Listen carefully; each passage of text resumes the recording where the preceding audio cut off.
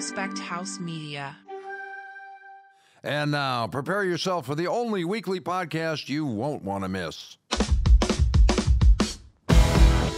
Welcome to the Ameritocracy Show with Troy Edgar, live from our studios in Los Angeles and Washington, D.C.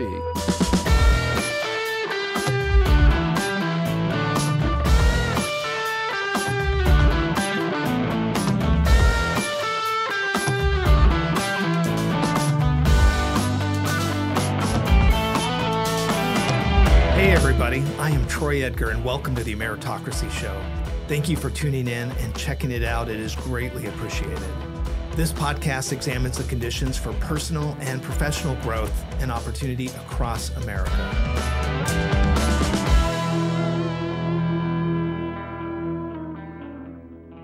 This week, I'm joined in Washington, D.C. by Steve Laurance, Chief Financial Officer of the Federal Trade Commission. Steve shares his insights from a career spanning the Department of Defense, Immigration and Customs Enforcement, and the FTC. From his military background to his leadership roles in high-pressure federal agencies, Steve offers a unique perspective on public service, financial management, and the importance of consumer protection. He discusses the challenges of balancing budgets, overseeing investigations, and ensuring the FTC's mission is fulfilled. Steve also provides his personal stories about the lessons he's learned and the importance of work-life balance. I hope you enjoy. All right, Steve, thank you for coming down here. Thank you, Troy. Good to be here. Yeah, it's good to see you, man. It's a couple times in the last few weeks we got together. Yeah, it's great to see you again. Yeah, you were gracious enough to come to the AI summit we had a couple weeks ago, and and it was interesting. It was a great group of people, and a lot of people around that table I knew, and it was just great to hear impact and input put into that you brought to the table. So I just wanted to tell you again, I appreciate it. Yeah, that was a tremendous opportunity. It's a really changing landscape, and we're all kind of adapting to how we're gonna work through that in our careers. Well, I'll tell you, I've been super excited about this interview. Being the CFO of the Federal Trade Commission, from my perspective, very, very important role and very important organization, and gets a lot. For a commission that operates a little bit different than the rest of government. I talk to a lot of CFOs within the executive branch. This commission will talk a little bit about that, but. So it's going to be a great discussion. But I also, you and I have some history together. We started back in the days when I was over at DHS. Right. Yeah. With you as the CFO and me as the deputy CFO of ICE. So, yeah. Well, it had to be quite a change. Steve Ronconi, who was the CFO at the time, and he's over at Secret Service. You guys had a really good team over there at ICE. And I would say out of all the departments, there was definitely a lot going on. Yeah, it was a tremendous mission space. It is a challenging space, as you well know. Homeland Security is a challenging space, and especially immigration and customs enforcement. But we did have a really great team. And I think that sometimes it's those challenges that bring out the best in people. Mm-hmm. So we're going to go through a little bit of your background and your career, how you got over to be at the Federal Trade Commission. But one of the areas that we'll talk about is your reason and your actual move to the FTC. But if you wouldn't mind just a little bit, stepping back and letting the listeners, the viewers, getting an opportunity to know you a little bit and your path into federal government. Sure. I grew up in a military family like many of us do. My father was an Air Force pilot, and my family has always served in some capacity in the military, all branches of service. And so when I was 17 years old, I enlisted in the Army. It was a tremendous experience. I spent 24 years of my life in the Army, both enlisted and officer. And the Army really prepared me for those next steps in my life. Gave me a fantastic education. When I left the military, I went to the private sector for a number of years. You and I've talked about that. Yep. And then I was leading a financial consulting practice. When I was asked to return to the government, it was to Defense Threat Reduction Agency, which is a DoD agency that destroys weapons of mass destruction around the world, does a lot to help countries be able to better protect themselves, and obviously does a lot for our national security. But that was a very R&D centric place. Had a lot of great relationships there. Spent about 8.5 years with them. As you know, the next step was ICE. I spent 5 years as a deputy chief financial officer at ICE. Absolutely tremendous professionals there in a difficult mission at a time where our country is facing kind of a crossroads in the immigration challenges that face us. And these are not easy problems to solve. So, yeah, you're right. That makes it tough. About a year ago, I transitioned to the Federal Trade Commission as a CFO there. It is a fantastic team and really a great historic agency that delivers great service to the American people every day. So very proud to be there now as their CFO. So what brought you to the decision to make the move? Like I said, I've talked with Steve Laurance, who's now over at Secret Service. He was the CFO there with you. Definitely over time, that high stress environment is addicting. It's great. There's a lot of stimulation. It makes for a good, fast, long day.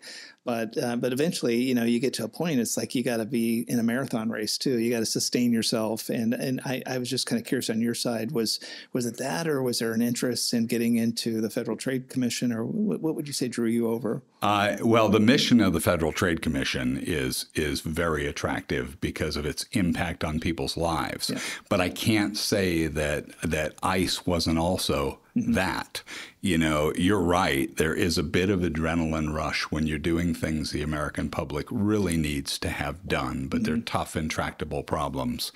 There is a little bit of a burnout factor, but that wasn't really so much why I left as it was that next progression in my career as a CFO at an agency I believed in with a really critically important mission. So I think that was the real draw.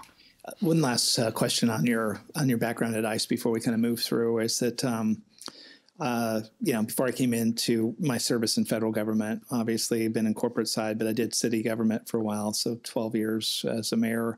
And within California cities, especially charter cities, they have a police chief. And so when you're the mayor, you kind of oversee all parts, the good sides, parks and recreation, and then the public safety is probably the part they care about the most, and then development, when our street's going to get paved, those types of things.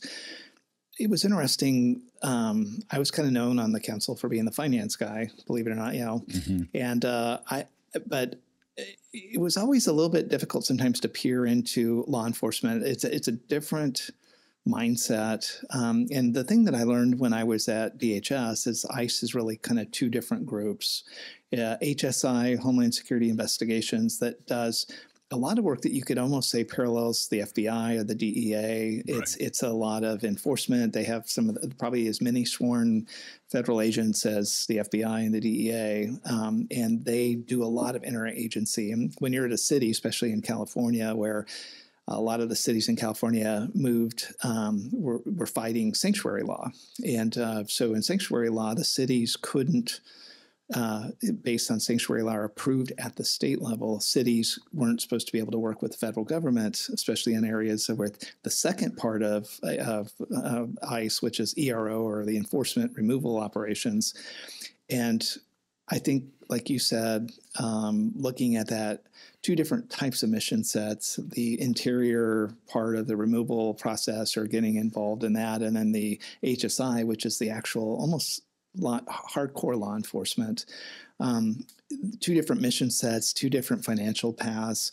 And sometimes it was hard for me as the CFO or the mayor of a city to kind of understand and have an appreciation. And the only reason I'm going here is when we get to the FTC, I wanted to ask you some of the same questions in the context of the Trade Commission. But I was just kind of curious, when you were with, ICE and you looked at that, did you spend a lot of time in the field as a CFO to get to understand the two types of operations? And there's politics in each. One side feels that they shouldn't be in ICE anymore. Yeah. And so I was just kind of, you're not there anymore, so we can talk all about that. Well, I think it's a portion of it, but it's also the pressure of the times, right? The law enforcement officers that I met and dealt with in ICE were some of the most brilliant and professional people I've ever worked with in my life. Me too. I think that whether they're in ERO or whether in Homeland Security investigations, so whether on the removal side or in the investigation side, both of those are really critical to protecting our public. Both of those are very passionate about their beliefs. You're right. You mentioned how large a law enforcement agency they are. They're the second largest investigative agency in the United States. Most people don't realize that, I don't think, or realize the amount of fentanyl that's seized and the number of cases that are actually prosecuted. Or how much goes into protecting children, not just the children who were born here, but the children who come into this country, and they're truly passionate about that. Lots of depth, lots of character. I don't think I've ever been struck by, and I was a law enforcement agent as a young guy. So I was an Army CID agent, did my first homicide investigation in my 20s. Wow. So I've met a lot of law enforcement officers over the years, but I will tell you, I'm every day struck by what brilliant professionals they were and how committed to our nation they were. There are all types of service, military service as a law enforcement officer, or those who serve our public as you did as a mayor. All of those are really vital to the type of nation we have.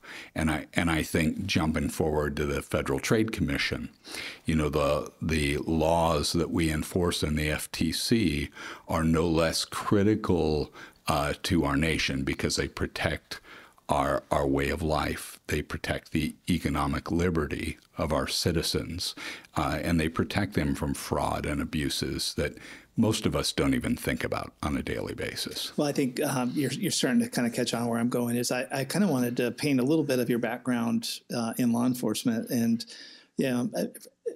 I wanted to push you when we start talking about the FTC is that it's a commission, and some people look at it as regulatory. I look at it maybe more law enforcement. And I think that somebody with your law enforcement background, ad hoc or at root there, you definitely bring something to at the FTC to have a better idea of the purpose of mission and stuff like that. I wanted to talk a little bit about going a little deeper to set up kind of the next move. And so if you go into the FTC, and first of all, for the Federal Trade Commission, could you just give like a high-level overview for some of the listeners and people that are kind of interested in what is the Federal Trade Commission? Yeah, I think a lot of people know the FTC by the fact that we protect consumers from deceptive advertising, from predatory actions but we also protect companies. We also enforce a wide range of anti-competitive practices, so investigate and prosecute price fixing, market allocation, mergers that would reduce competition otherwise. All of those hurt American consumers, and the predatory practices, what we see day to day. My parents are aging, as many Americans are, and they may be more vulnerable at a certain stage. And so protecting consumers, seniors, veterans, children, underserved populations or underserved segments of the country, and protecting them against reduced competition because, where do we feel that as a nation? The price of a lack of competition is an attack on both innovation, but it also increases the prices that consumers see at a grocery store, at a pharmacy, in their day-to-day lives. And so I'm very proud of the work the Federal Trade Commission does there. Again, brilliant professionals, very committed to their service. Yeah. So I want to look a little bit at the mission and from a CFO perspective, kind of how it's affected. I guess I would also look at it a little bit as a strategy consultant or somebody that looks at an organization. And I think what was interesting to me, I'll just kind of give you a readout of my take as a person that sits back and watches what's going on is, the Federal Trade Commission, 5 commissioners, very similar to like a city council structure. We're like executive branch, a president comes in and basically brings in their political apparatus and pushes policy across based on the people's will for whoever voted there. The commission, the way that this commission is set up with 5 commissioners, would you talk just a little bit about the how does that get seeded from the administrations, and so that the America knows it's a very balanced way that it's put together. And then the kind of the interactions with the staff, which would be the equivalent like a city staff servicing 5 commissioners that have to make very important decisions. So I was just kind of curious if you could just give a little bit of a backdrop to that. Sure. Yeah. So absolutely 5 commissioners, one of which is the chair. So Lena Khan is the chair of the Federal Trade Commission. And then 4 commissioners, 2 of which are Republicans appointed in those positions, 2 of which are Democrats, so very balanced. I have had tremendous experience with all of our commissioners. They're brilliant people, experts in their profession. And very collegial interactions. To be an effective commission doesn't mean you agree on everything, but it means that you know that from working in government, you bring all opinions to bear on a challenge, and they make the best decisions they can. And so I'm really proud of how that independent commission operates to do what's best for the American public. And you do see a lot of unanimity in votes. There are times where there are opposing views, and we should expect that. I think that's when we're best represented, right? When all opinions are heard. Like you said, just count the votes right now because the president appoints the kind of the tiebreaker vote. Then you kind of look at the person in charge and you say, hey, do they effectuate a fair meeting? And, some of the challenges I think as the CFO you would have, and these are some of the things I wanted to talk to you a little bit about too, is that, the staff needs to kind of be down the middle and provide the facts, and then it's really up to the commission to do the heavy lifting and to interpret. And Lena's job as the commissioner chair, it seems from the surface, seems like she does a really good job of adjudicating stuff through the process and has staff that's very responsive. And then at the end, the votes go how they go. Yeah, I think that's another thing. If people could kind of peer into the Federal Trade Commission, what they'd see is that Chair Khan is a believer in promoting the values of the organization and in having effective process and voting on all of these things. The staff, truly dedicated, career staff, are not partisan to one administration or another, right? They really carry out the day-to-day business of government, and they support the administration that is in charge, period. But that means supporting the entire commission. And the staff's very proud to do that there. You have a Bureau of Competition, you've got a Bureau of Consumer Protection, you've got a Bureau of Economics. All of those operate in a way that kind of gets to the best, because when you have bad behavior on the part of an actor, right, there may be elements of consumer protection in that. There may be elements of anti-competitive practice in that. And so there needs to be that good cooperative attitude, and I see that every day. Probably the last data points, again, kind of looking at it as an investigative view from my view, not being in there. It's like formed in 1914, put together to kind of be kind of a piece on some key parts of laws that were passed to really look at companies. And the only reason I bring this up, Steve, is I actually do a series called Building the Nation where I've started back in the 1800s and how did we get to here? But I've done 2 episodes to this point was really kind of taking a look at J.D. Rockefeller and J.P. Morgan and, banking, and oil. And those people as people, just like you're a person, we're following you through FTC. I try to go back, follow them through their beginnings and then up through. And those stories end harshly, but fairly, and it's really the combination of evaluating the role of government to protect the citizens. And it depends on where you're at, kind of in the continuum of life. If I'm in tech, right, I work for IBM, but I don't own the company, so I do my part of it. But at the higher levels, you have different companies that kind of work their way through. And they're somewhere in that continuum between free markets and monopoly, and so I think that the different people or those different stories that I brought up, a lot of it ends with the trust acts that really go back through and evaluate. And when you say law enforcement, you guys do a lot of the heavy lifting to try to kind of get the conditions in place for what is going on in the market. And so, to me, the FTC is no judgments on current cases, anything like that. But I think if you look historically, really important role. Yeah. And people that have seen my episodes, I'm not the guy cheering on for the monopolies to continue on. I'm like, hey, let's try to get a fair marketplace and let's get out there. And so I was very excited to do this, to educate people on what you guys do at the FTC. It's just fascinating. Yeah. I think most Americans intuitively know that, anything carried to an extreme can be bad. You raise Standard Oil. It's a great study. I mean, when I think back to business school when we're all young, we grow up learning these cases about how anti-competitive behavior actually drives out competition, raises prices, has profound negative effects on communities. Yeah.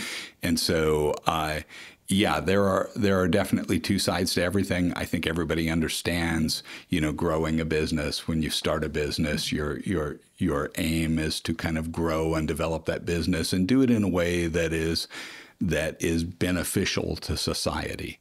But there are definitely always more than one point of view of, is this the right approach? Should this be okay?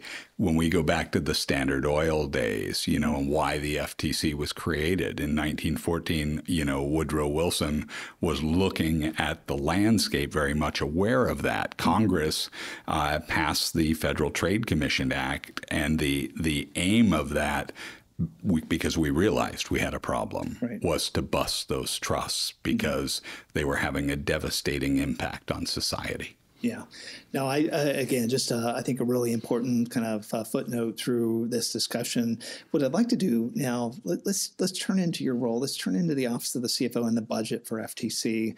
I'm very interested. I've done the department level budgeting. Your budget and the process that you go through is kind of interesting. You wouldn't mind just stepping back a little bit and just kind of give the listeners a little view into your world. Yeah, it's interesting because first thing I'd say is, I think that if my parents were listening right now or the typical American at home, they hear really big numbers. These are huge operations. I think in Defense Threat Reduction Agency, when I was there, our budget was about $2.3 billion. But it was involved in research development, test activities. The foundation of that was in the Manhattan Project. But then it became very focused on destroying weapons around the world, helping others to destroy them. Those are very costly operations, and it's a global operation. Destroyed the chemical weapons in Syria. Those are very costly functions.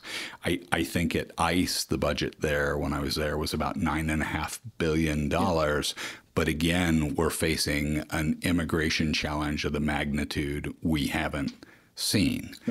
By contrast, the Federal Trade Commission's budget this year is about $425.7 million in 24. That's actually a reduction from the prior year's budget, even at a time where everything costs more, because I think all Americans kind of understand intuitively that inflation hits all of us, right? And that is a tax on your buying power.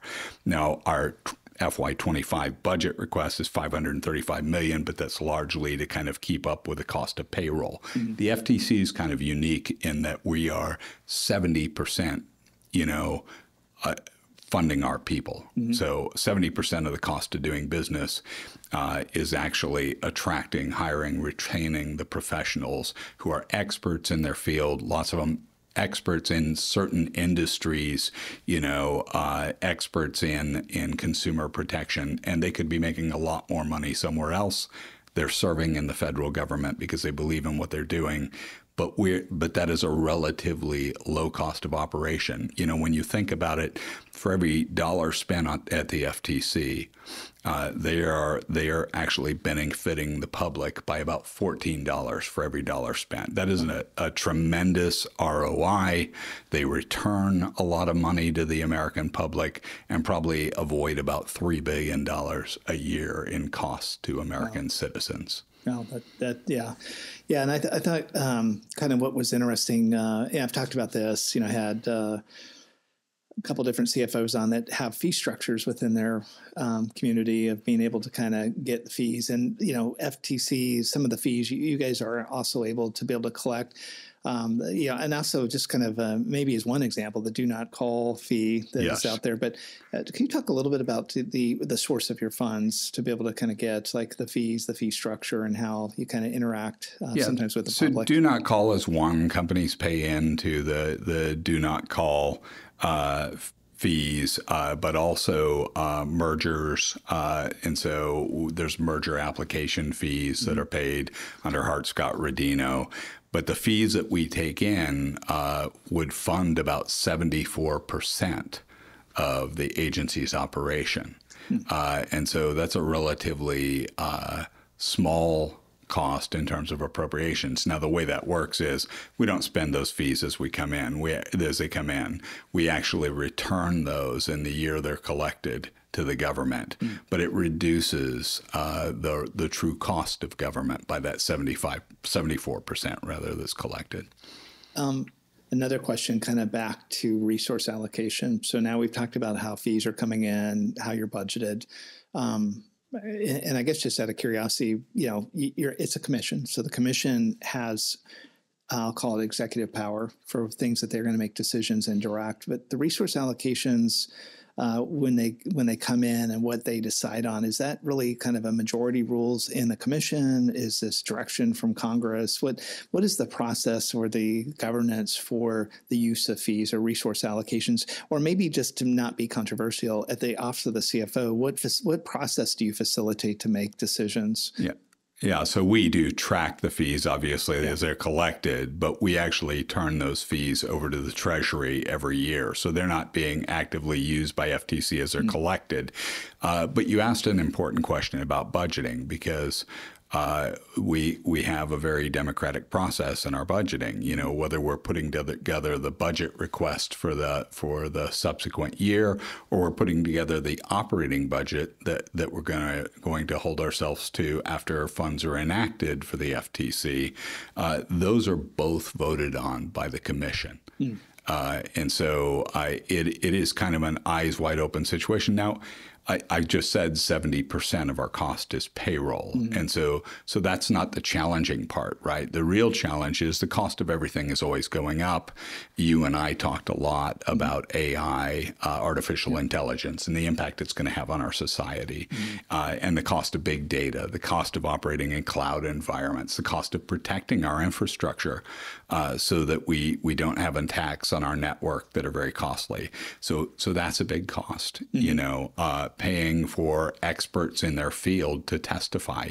The Federal Trade Commission faces, obviously, very well-heeled litigants that typically have lots of spending power at their disposal. And just for the listeners, and this isn't something you need to say, but I when you're saying well-heeled, we're talking some of the, like right now, tech is in the prime focus, like some of the big companies that are out there. There's a lot of different industries, not just tech too, and so when we're talking about companies that have a budget to kind of go and make sure that they are able to continue continue and understand the landscape. So when you're kind of going up against that, like you're saying, you guys got to make some calls too of, you can't fight everybody. You got to be selective on where you go. And so, like from the resource allocation, I think maybe that's where the commission kind of comes in too. Is how do you apportion the focus of that agency, right? Yeah, absolutely. I mean, I just shared with you the FTC's budget is in the hundreds of millions. Yeah. You may be facing companies who operate in the trillions of dollars of worth, and so the FTC is remarkably effective at enforcing our laws, but it does face challenges, and it needs to be funded adequately to face those challenges. Yeah. So if an organization has political support, then sometimes they can get more done than the CFO for DHS or the secretary in working with Congress because of the relationship. And I think what's interesting with the commission is the fee structure kind of insulates some of that pressure. As like you said, it's an operating budget, and you got, they'll kind of go through, but I guess politically, if there was a lot of pressure applied on the commission, obviously the president probably has some say because the president appoints the chair. But I think the Federal Trade Commission enjoys an excellent relationship with Congress. I think there's a great amount of respect for the importance of the power of the purse and asking the right tough questions, the right level of oversight. So I think in my time at Federal Trade Commission, I've watched both our commissioners interact with Congress and our chair interact with Congress. And they recognize how critical those relationships are, and you can see that come through. As we said in the start of this, it's not a surprise that people may have a different idea or a different opinion of what right looks like, but the system of government itself, functions excellently, and we respect and value that relationship with Congress. So when you take a look at investigative capacity, so, a lot of times you read in the paper, FTC's investigating this, investigating that. How does that work from a CFO perspective? How do you, I, as a CFO of a department, I always say, people go, well, what's the most important job you did as the CFO for DHS? I'm like, resource policy. I need to get my direction. I work for the executive branch, so I know what direction they want to go. I got to balance that between what the Congress says I can do with the money they've given me, and I try to do the best I can.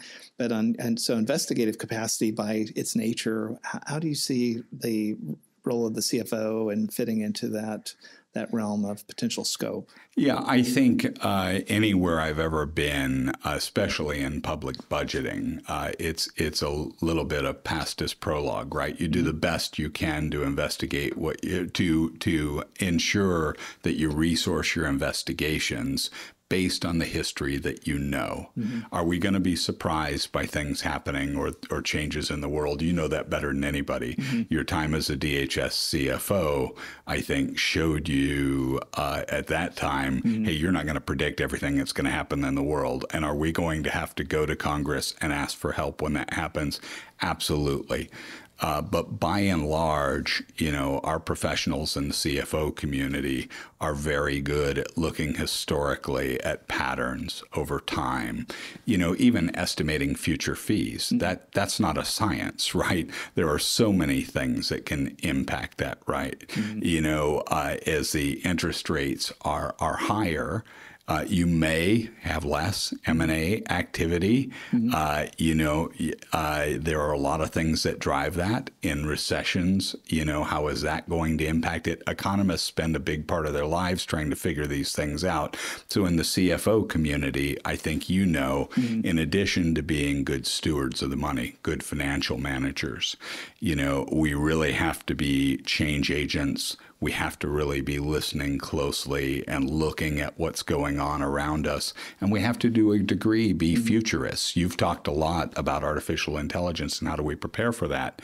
Because these are big investments. We're asking the American public for resources to prepare for what we know is coming. And that's hard to do when we're having a difficult time paying for the day-to-day operational functions. Yeah. Something that I really wanted to kind of get your take on too was around the consumer education and the process or the outreach, and how does that kind of affect the office of, from the CFO perspective, funding it, or maybe the function within the FTC? There seems to be a lot of interest there.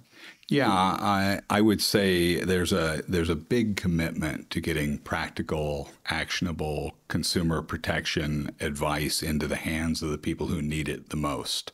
I think many people face day-to-day impersonator scams becoming more prevalent with AI, fake business opportunities or romance scams.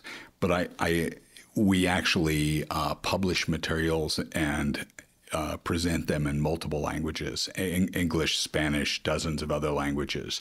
But what I would urge someone to do is when you see something that doesn't look quite right, there are places you can go for information. So ftc.gov/consumer alerts and ftc.gov/business alerts, so that people are better able to kind of see what's going on in the latest frauds. What should I look out for? I remember my parents getting taken by an impersonator scam years and years ago, where someone pretended to be their grandson. And unfortunately, my parents were right at the start of Alzheimer's, very vulnerable to that, and fell prey to that. And I think that happens a lot. And business opportunities, romance scams are becoming more common. So I would really just urge people to look to those ftc.gov websites, look for the information that's publicly there, because they are very passionate about educating consumers to making sure that people have the tools to protect themselves. Thank you for asking that. No, I think that's very important to kind of make sure that we show how people can get some assistance like that. So we've talked about investigations and then enforcements. And maybe this isn't a CFO question, but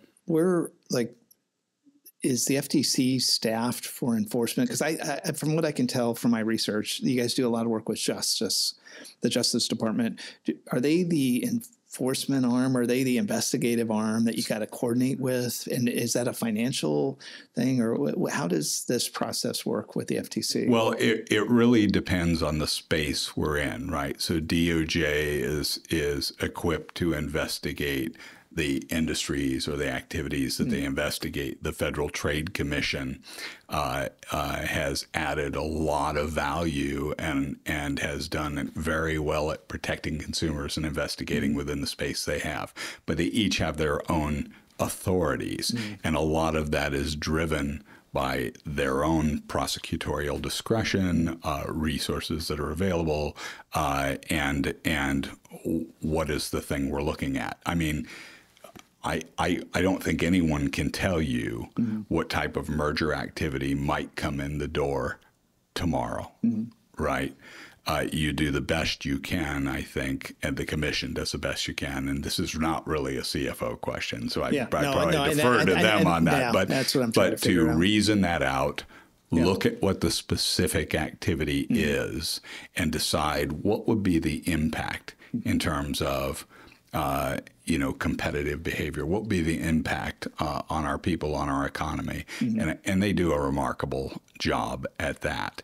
As a CFO, we're trying to prepare to give that flexibility to the maximum extent that we can.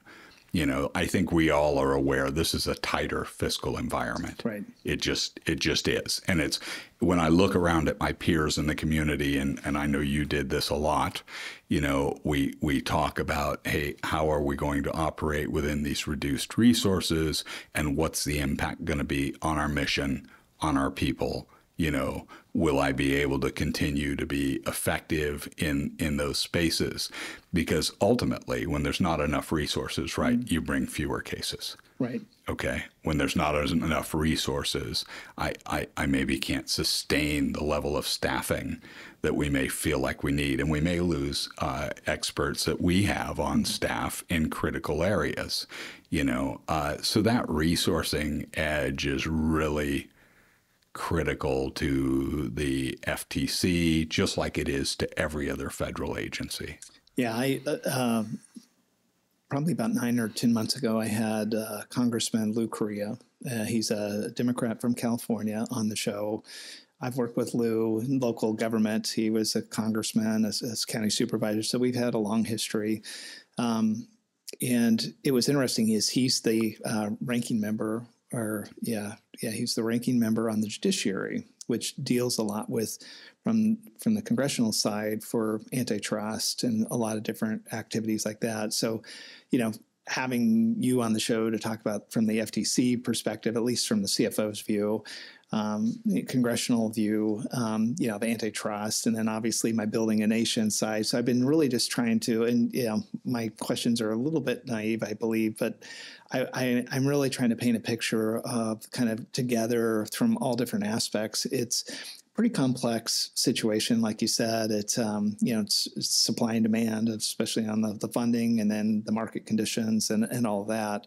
Steve, anything that you would message, or any sort of, I said I'm starting to now focus our discussion a little bit on trying to help people that might be looking at the role that you have as the CFO for FTC. And I'm just kind of curious from a career perspective, or maybe working in the federal government. And, let's put in for the fact that you actually, from a transition from military, you went into civilian and then made a decision to come back and serve. And any like lessons learned or tips that you would want to kind of put out there for somebody that might be thinking about doing something similar? Yeah, I think it's really important to build a network of people around yourself that you trust.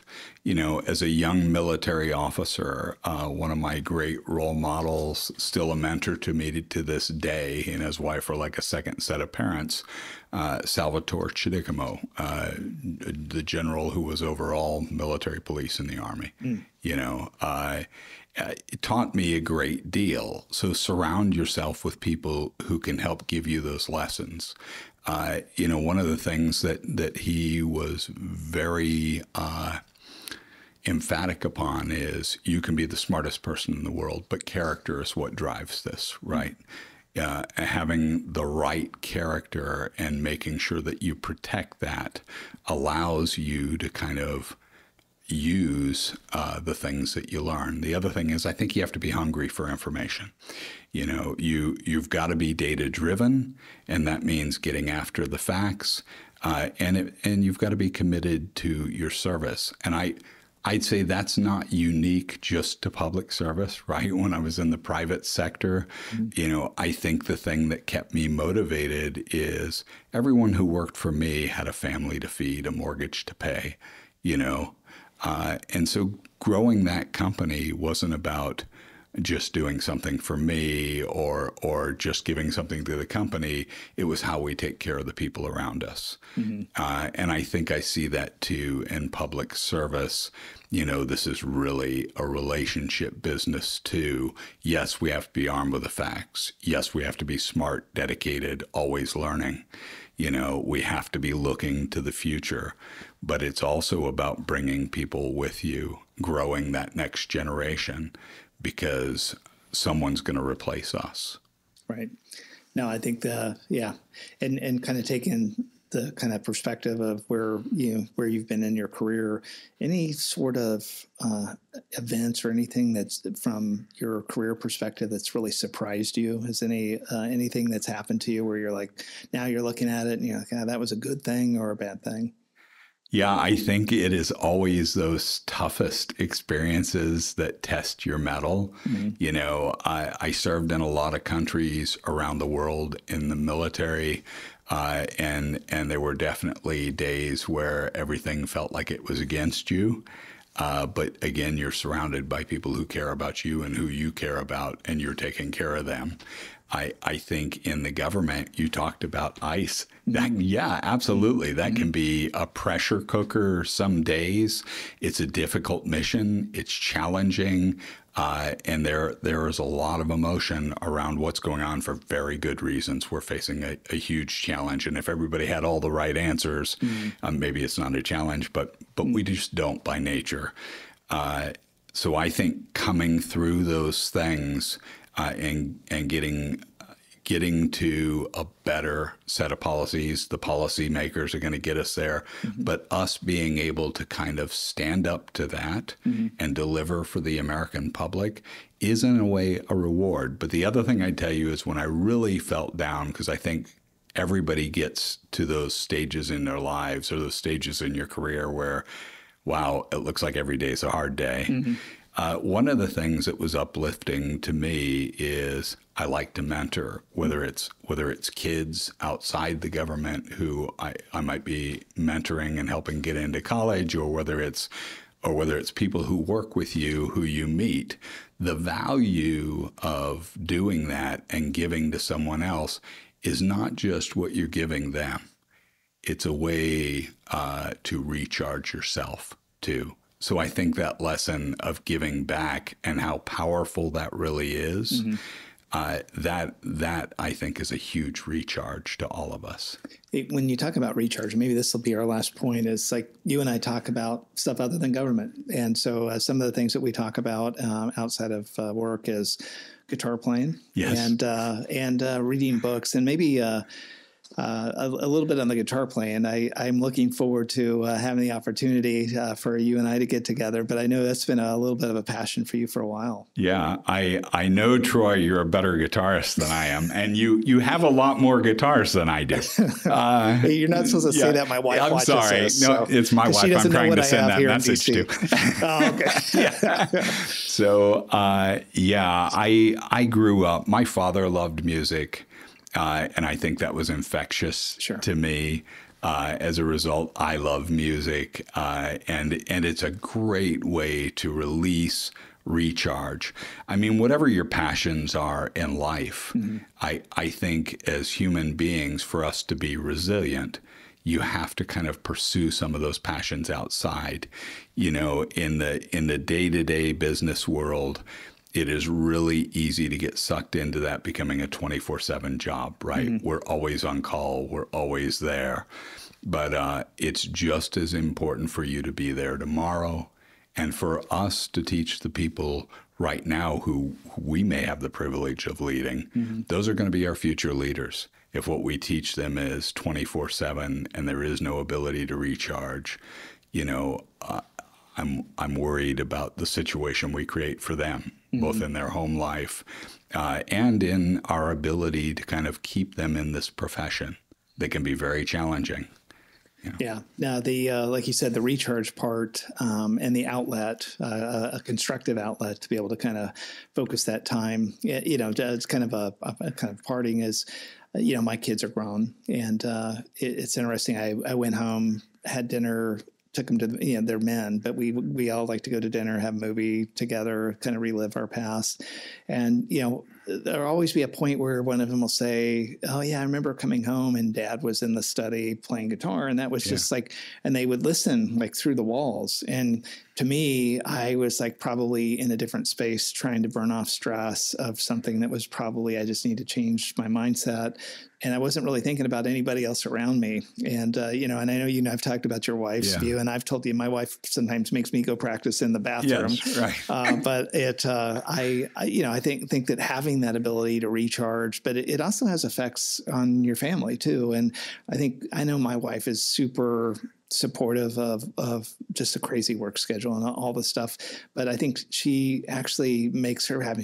I don't know if she actually likes the music, but I think she sees that constructive outlet and the recharge that it has. And so I think we're blessed to be able to at least find that thing to focus on. Yeah. And I'd give a shout out. My wife is in public service also, she's with DOD and also in the financial space.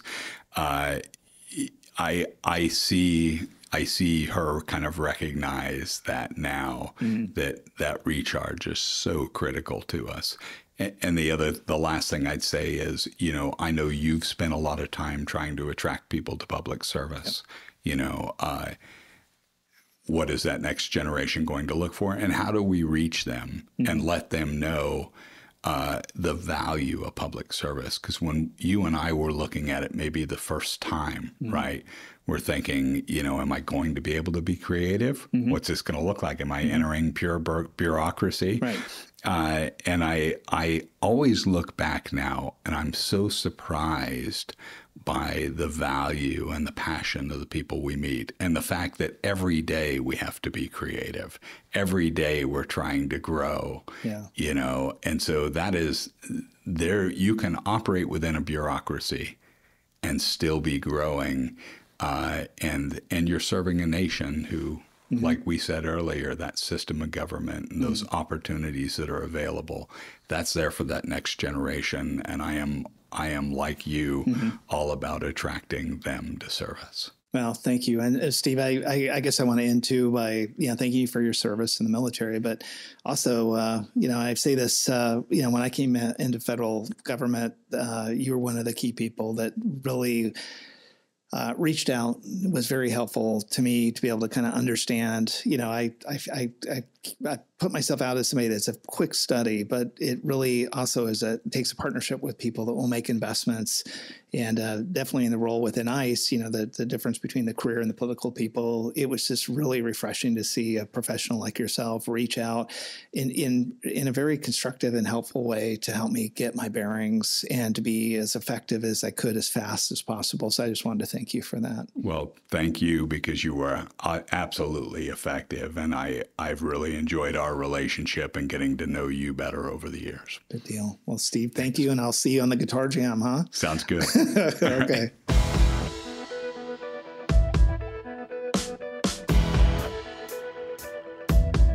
Thanks again for joining me today on the Ameritocracy Show. Be sure to follow me on social media and our website at troyedgar.com, where you can get more information and sign up for my weekly email. I hope you have a great week.